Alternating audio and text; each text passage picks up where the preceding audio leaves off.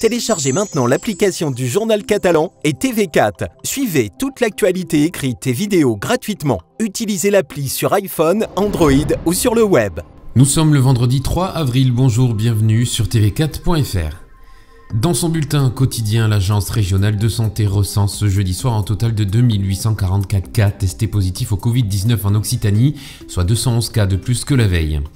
Au total, 983 hospitalisations sont en cours, dont 321 en réanimation et 120 décès en établissement de santé, soit 14 de plus en 24 heures. Les Pyrénées-Orientales comptabilisent 113 hospitalisations, dont 34 réanimations. On recense 16 décès dans les PO, 39 dans l'Hérault et 21 dans l'Aude. Toutes les informations utiles en composant le 0800 130 000. L'appel est gratuit. Annonce faite par le ministre de l'Éducation nationale Jean-Michel Blanquer ce matin, il n'y aura pas d'épreuve finale pour le baccalauréat cette année, les élèves seront évalués via le contrôle continu. Pour les élèves de première, seul l'oral de français est maintenu, un dispositif exceptionnel avec des aménagements qui doivent permettre de concilier la sécurité et la réussite future des élèves.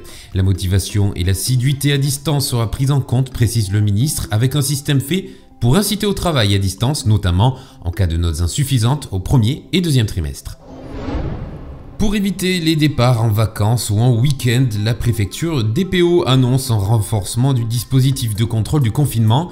Tout contrevenant s'expose à une peine d'amende de 135 € et se verra demander de repartir à son domicile, précise le préfet des Pyrénées-Orientales Philippe Chopin. L'objectif est de faire respecter le confinement et d'interdire les départs ou les arrivées pour ce premier week-end de vacances scolaires de Pâques en France.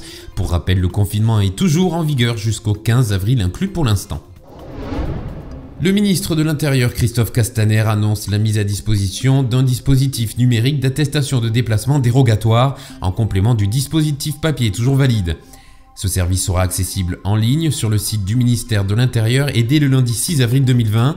Le formulaire sera disponible en ligne sur le site du ministère de l'Intérieur et permettra de renseigner les mêmes informations que sur la version papier. Un fichier PDF ainsi qu'un code QR comprenant l'ensemble des données du formulaire seront édités et devront être présentés lors d'un contrôle grâce à un smartphone ou à une tablette numérique.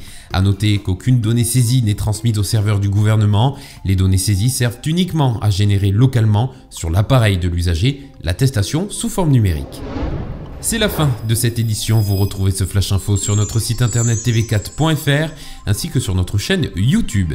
Vous pouvez également nous suivre sur les réseaux sociaux, Facebook, Twitter et Instagram. Très bon week-end à tous, à bientôt pour un nouveau Flash.